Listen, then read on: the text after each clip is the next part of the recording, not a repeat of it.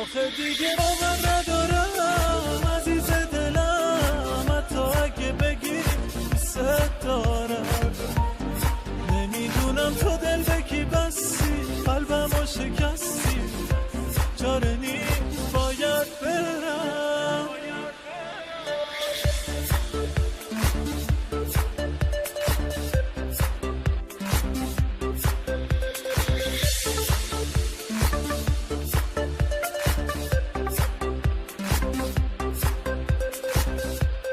نفرینت میکنم اما هنوزم دلم اسیرت. یه روزی خودت میفهمی، یه روزی که خیلی دیره.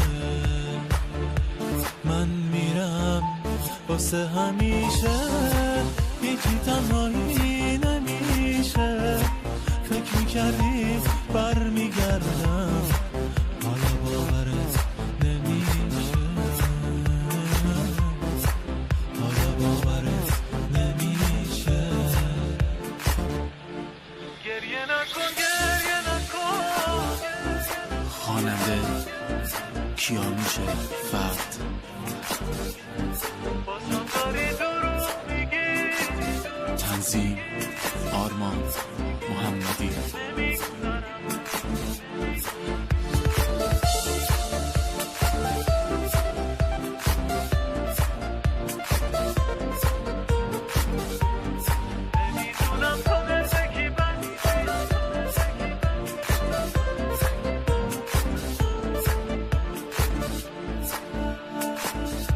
اگه به پام بیفتی دیگه دروغ نگفتی، دیگه باور ندارم اینو بدون که باختی. دیر اومدی عزیزم، باید تنها بمونی، باید برم که شاید تو قدرم رو بدونی.